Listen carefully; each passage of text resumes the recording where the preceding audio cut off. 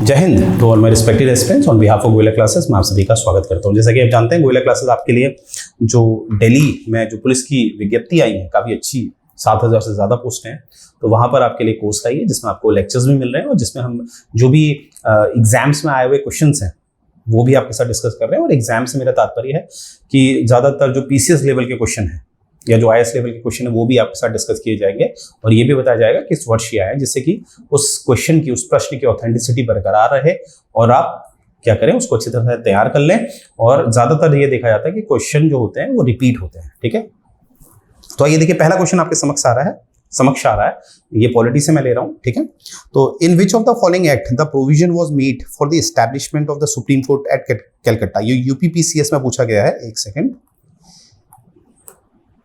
ये UPPCS में पूछा गया है मेंस में 2010 में। ठीक है, और इसमें देखिए पूछा क्या गया है कि एक अधिनियम जो था 1773 वाला, उसके बारे में पूछा गया है। ठीक है, तो यहाँ पर मैंने आपको आंसर बता दिया है कि जो सर्वोच्च न्यायालय जो गठित हुआ था वो हुआ था कौन से अधिनियम द्वारा? रेगुलेटिंग एक्ट ऑफ 1773, जो आपका विनियम अधिनियम 1773 था, उसके द्वारा ये गठित किया गया था। क्या? सर्वोच्च न्यायालय। अब देखिए, मैं फटाफट आपको बता दूं, ये सुप्रीम कोर्ट जो है 1773 में गठित हुआ था।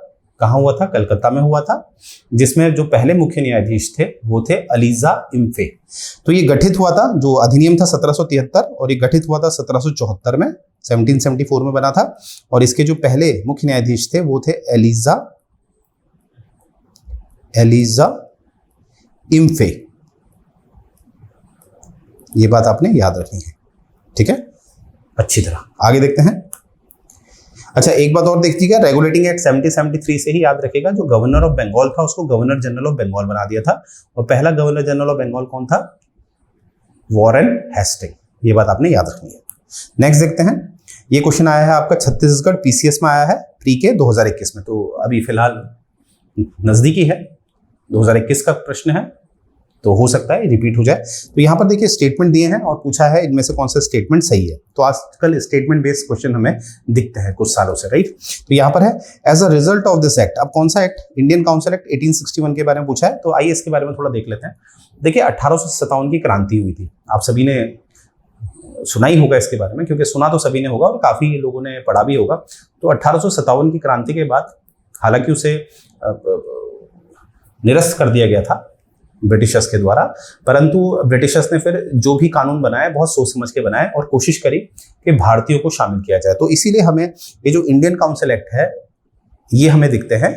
तो ये 3 बने थे। ठीक है, एक बना था 1861 में, जो जिससे संबंधित आपसे प्रश्न पूछा गया है, एक बना था 1892 में, और एक बना था आपका 1909 में। और 1909 वाले के लिए हम एक शब्द का प्रयोग करते हैं, बहुत प्रसिद्ध है, इसको हम मॉर्ले मिंटो रिफॉर्म भी कहते हैं, मॉर्ले मिंटो रिफॉर्म। ठीक है, तो ये बात आपने याद रखनी है। और जो इंडियन काउंसिल एक्ट है 1861, अभी इससे हमारा प्रश्न आया हुआ, तो देखते हैं क्या है। As a result of this act total member of executive council of governor general became 7। अब ये एग्जीक्यूटिव काउंसिल क्या थी गवर्नर जनरल की, जरा देखते हैं। देखिए, याद रखिएगा कि जो कार्यपालिका परिषद थी पहले ये एक ही थी, विधायिका परिषद नहीं थी। चार्टर अधिनियम 1853 से, चार्टर अधिनियम 1853 से जो हमारे गवर्नर जनरल थे भारत के, उनको 2 परिषदें दे दी गई। पहले केवल एक कार्यपालिका थी, अब यहाँ पर 1853 से हमारा जो गवर्नर जनरल ऑफ इंडिया है, क्योंकि याद रखिएगा गवर्नर जनरल ऑफ इंडिया जो है 1833 से जो गवर्नर जनरल ऑफ बंगाल था वो गवर्नर जनरल ऑफ इंडिया कहलाने लगा। और पहला गवर्नर जनरल ऑफ इंडिया कौन बना? William Bentinck. चार्टर अधिनियम 1833 से, इसलिए मैं 1853 में बोल रहा हूँ गवर्नर जनरल ऑफ इंडिया। तो गवर्नर जनरल ऑफ इंडिया के पास अब हमें एक नई परिषद भी मिल गई है। एक है आपकी लेजिस्लेटिव काउंसिल यानी कि विधायिका परिषद, और एक एग्जीक्यूटिव काउंसिल यानी कि कार्यपालिका परिषद। पहले केवल एग्जीक्यूटिव काउंसिल हुआ करती थी, अब 1853 चार्टर से लेजिस्लेटिव काउंसिल भी जुड़ गई है। ठीक है, परंतु ये याद रखेंगे, ये जो लेजिस्लेटिव काउंसिल जुड़ी हुई है इसमें कोई भी भारतीय अभी नहीं जुड़ा है।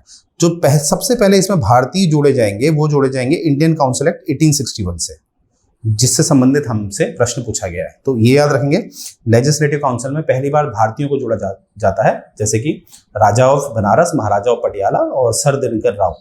ये जो है 3 भारतीय जोड़े गए पहली बार कब?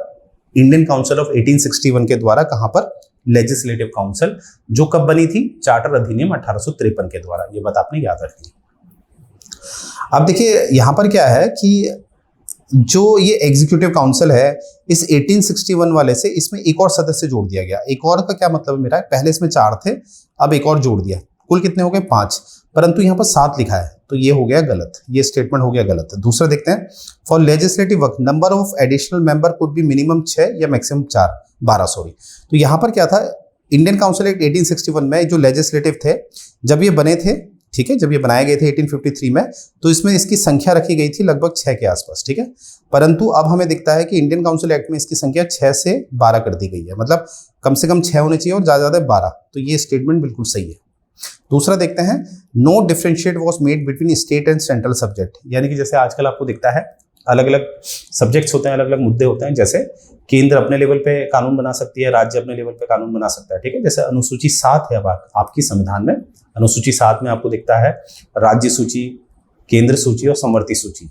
उदाहरण, डिफेंस से संबंधित मुद्दे केवल केंद्र कानून बनाएगा, जमीन से संबंधित मुद्दे केवल राज्य कानून बनाएगा। वैसे ही शिक्षा, एजुकेशन जो है आपका समवर्ती सूची में आती है, यानी कि कॉन्करेंट लिस्ट में आती है, यहाँ पर केंद्र और राज्य मिलकर कानून बनाता है, राइट।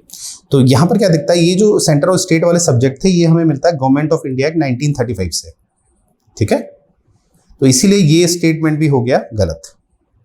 तो नो है, तो नो मतलब बिल्कुल सही बात है, तो ये स्टेटमेंट हो गया सही, क्योंकि नो पूछा है, नो बोला है ना, बिल्कुल सही। तो यानी कि जो राइट है आंसर ये है आपका सेकंड और थर्ड, तो राइट आंसर है आपका B is the right answer, ठीक है। तो ऐसे आपने सॉल्व करना है, राइट। आगे देखते हैं, who gave the idea of constituent assembly, संविधान सभा का पहली बार जो वर्णन है किसने किया, संविधान सभा होनी चाहिए, राइट। इसका जो संविधान सभा का जो पहली बार वर्णन किया गया था, ये एम एन रॉय के द्वारा किया गया था, एज पर लक्ष्मीकांत, जो लक्ष्मीकांत बुक है उसके हिसाब से एम एन रॉय 1934 में। असल में आपने नाम सुना होगा स्वराज पार्टी का। स्वराज पार्टी जो थी, जो चितरंजन दास द्वारा बनाई गई थी, ठीक है, वो पार्टी थी स्वराज पार्टी। स्वराज पार्टी में चितरंजन दास के साथ जुड़ गए थे कौन, एम एन रॉय। और एम एन रॉय वही हैं जिन्होंने मैक्सिको में कम्युनिस्ट पार्टी बनाई, कहां, मैक्सिको में, ठीक है। मैक्सिको कहाँ है आपको पता ही है, नदर्न अमेरिका, जो नॉर्थ अमेरिका का हमारा जो कॉन्टिनेंट है, वहां पर आपको मैक्सिको दिखेगा। तो मैक्सिको में जो कम्युनिस्ट पार्टी जो बनाते हैं वो एम एन रॉय है, और भारत की भी जो कम्युनिस्ट पार्टी है वो भी कौन बनाता है, एम एन रॉय। तो एम एन रॉय जुड़े किससे, चितरंजन दास के द्वारा, जिनको प्रसिद्ध तरीके से कहा जाता था, जो प्रसिद्ध थे देशबंधु दास नाम से, चितरंजन दास को ही देशबंधु कहा जाता था। तो उन्होंने स्वराज पार्टी बनाई थी, उसी के सदस्य बने कौन, अब हमारे एम एन रॉय। और एम एन रॉय ही थे जिन्होंने पहली बार 1934 में ये मांग उठाई। तो ये बात याद रखनी है आपने। और देखिए क्वेश्चन कहाँ है, IAS प्री 1996 का क्वेश्चन है, वेरी इंपॉर्टेंट। तो यहां से हमने चितरंजन दास सीखा, उन्हीं को देशबंधु कहा गया है। हमने एम एन रॉय देखे, एम एन रॉय जिन्होंने मैक्सिको में कम्युनिस्ट पार्टी के उद्घाटन किया था, और जो भारत में जो कम्युनिस्ट पार्टी ऑफ इंडिया बनाई थी वो एम एन रॉय ने बनाई थी, राइट। आगे देखते हैं, who was the chairman of provincial constitution committee of the constituent assembly. देखिए सिंपल सा है, जब संविधान सभा गठित हुई थी तो बहुत सारी समितियां बनी थी, ठीक है। इसके लिए मैं आपको एक शॉर्टकट दे रहा हूं, जितने भी प्रांत से संबंधित थे कमेटियां, उसमें आप सरदार वल्लभ भाई पटेल का नाम डाल दीजिएगा। जो भी प्रांतीय यानी कि प्रोविंस से संबंधित हैं वहां पर सरदार वल्लभ भाई पटेल, और ज्यादातर जो यूनियन संघ से संबंधित समितियां थी वहां पर डाल दीजिएगा जवाहरलाल नेहरू का नाम, ठीक है। ये मतलब 90% ये आपको सटीकता दे देगा, 90%, ठीक है। तो यहाँ पर क्या लिखा है, प्रोविंशियल, ठीक है, प्रांतीय स्तर का पूछा है। तो यहाँ पर आप सीधे, मैंने क्या कहा था, ऑप्शन क्या होगा आपका, सरदार पटेल। तो ये क्वेश्चन आया आपका यूपीपीसीएस मेंस 2008 में, राइट। ये बात आपने याद रखनी है। आगे देखते हैं, यूपीपीसीएस प्री का क्वेश्चन देखते हैं 2015 का, ठीक है।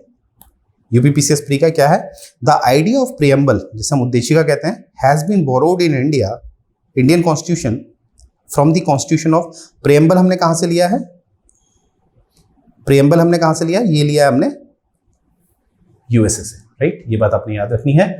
अब देखिए आपसे ऐसे प्रश्न काफी पूछे जाते हैं, जैसे अगर आपसे पूछा जाए कि जो हमारा डीपीएसपी है, जो संविधान का भाग 4 में आपको दिखता है, DPSP, जिसे हम हिंदी में कहते हैं राज्य के नीति निदेशक तत्व, वो हमने कहाँ से लिया है? वो हमने लिया है आयरलैंड से, और आयरलैंड ने भी कहाँ से लिए थे? स्पेन से, राइट। जैसे एक और है, जैसे न्यायिक समीक्षा, जैसे हम जुडिशियल रिव्यू कहते हैं, जुडिशियल रिव्यू का सिद्धांत हमने कहाँ से लिया है? ये लिया है USA से। वैसे ही फंडामेंटल राइट्स, जैसे मौलिक अधिकार कहते हैं, वो हमने कहाँ से लिए हैं? वो लिए हैं हमने, वो भी USA से लिया है, राइट। तो इस तरह से आपने क्या करना है, एक डेटा भी तैयार कर लेना है, क्योंकि ऐसे बहुत पूछे जाते हैं प्रश्न कि जैसे हमारे इमरजेंसी है, ठीक है, इमरजेंसी हमने कहाँ से लिया है? जर्मनी से लिया है। तो इस तरह से, ठीक है, तो ऐसे ये प्रश्न आपसे पूछे जाते हैं। तो यहां से आपने देखा कि इस तरह से हमने देखा कि आपने क्या करना है, गोयला क्लासेस जो भी आपको, जो भी हमारे टीचर्स हैं जो अपने अपने सब्जेक्ट्स के द्वारा आपको क्वेश्चंस दे रहे हैं इंपॉर्टेंट, उनको आपने अच्छी तरह समझ लेना है और याद भी रखना है, राइट। और मैं हमेशा कहता हूं, समझ के याद करी हुई चीजें, समझ कर याद करी हुई चीजें ज्यादा लंबी याद रहती है, राइट। तो यहां पर हम देखें कि ये जो आपको कोर्स ऑफर किया जा रहा है, ठीक है, जिसमें आप जानते हैं 7,547 पद हैं, जिसमें अभी आपको 60% ऑफर दिया जा रहा है। स्पेशल 60 कूपन का आप इस्तेमाल करिएगा। जो कोर्स आपका 4,999 का है, वो मात्र आपको पड़ रहा है 1,999 का, ठीक है। तो देर ना करें, फटाफट लॉगिन करें और अपनी तैयारी को बेहतर बनाएं गोयला क्लासेस में, राइट। यहाँ पर आप देख पा रहे होंगे कुछ और भी ऑफर हैं। देखिए, यहाँ पर आपको दिया जा रहा है प्रीमियम लेक्चर्स, साथ में टेस्ट सीरीज दी जा रही है, जो मात्र आपको दी जा रही है 1,999, राइट। आगे देखिए, इसमें आप देखेंगे, एक सेकेंड, इसमें आप देखेंगे कि यहाँ पर आपको केवल प्रीमियम लेक्चर्स ऑफर किए जा रहे हैं 1,799 में, केवल, इसमें टेस्ट सीरीज नहीं होगी। और यहाँ पर आप देखिए, टेस्ट सीरीज अगर आपको चाहिए केवल, वो पड़ेगी मात्र आपको 499 की, राइट। तो आप देख ही रहे होंगे प्राइस कितने जेन्युइन रखे गए हैं, राइट। और ये हमारी वेबसाइट है, इसमें आप देख रहे होंगे कोर्सेज ऑफर किए जाते हैं गोयला क्लासेस के द्वारा। UPSC का किया जाता है, Haryana, Rajasthan, Uttarakhand, PCS level, right. तो आप समझ पा रहे होंगे क्या हमारी एक्सपर्टीज है, राइट। और ये हमारे कुछ अचीवमेंट्स हैं, 2023 में सेलेक्ट हुए हैं। मयंक मुदगल जी जो IPS बने हैं, मयंक जी जो IPS बनी है, राइट। ये गोयला क्लासेस का रिजल्ट है। यहाँ पर आप देख रहे होंगे इस तरह से, ये अन्य रिजल्ट हैं गोयला क्लासेस के, SDM, डिप्टी SP, तहसीलदार। वैसे ही आपकी फोटो भी यहाँ पर चाहिए, राइट। जब तक आप सोचेंगे नहीं तब तक सिलेक्शन होता नहीं है, राइट। तो मुझे उम्मीद है ये लेक्चर आपको पसंद आया होगा। यहीं से मैं अपना लेक्चर एंड करने जा रहा हूँ। जय हिंद।